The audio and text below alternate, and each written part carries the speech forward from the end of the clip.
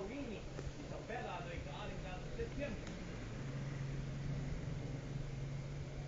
Lahat ng dapat. Ito po, sa CCTV video na nakuha sa loob ng grocery store ito, makikita yung isang lalaki na nakaasul na t-shirt, no? Na pumesos na sa ng istante ng mga formula milk o gatas na pambata, yung mga nasa lata. At tila nag-aayos ng mga paninda. Maya-maya pa, isa-isa nang lumapit ang mga kasabot na lalaking nakaasul na t-shirt at itinago sa pagitan ng kanilang mga hita ang mga lata ng gatas para ma-deposito mga ito, siyempre papalabas ng tindahan. Ilang beses na pabalik-balik po mga magnanakaw.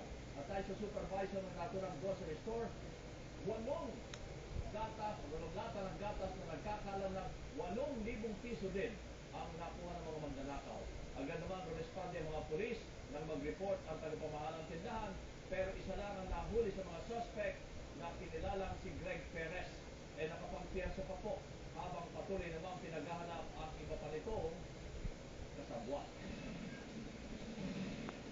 Kaya kung meron po kayong nakuna ng inyong video o kaya ng inyong cellphone, kuha ng inyong CCTV, ng mga nangyayaring nakawan sa inyong lugar, ipadala po sa tvpatrol@abs-cbn.com o kaya po sa e-report@abs-cbn.com o i-post sa Bayan Mo Pagtulmo, Facebook at sa Twitter account na @Bayan Mo. Tutulong po kami para maaksyonan kung ano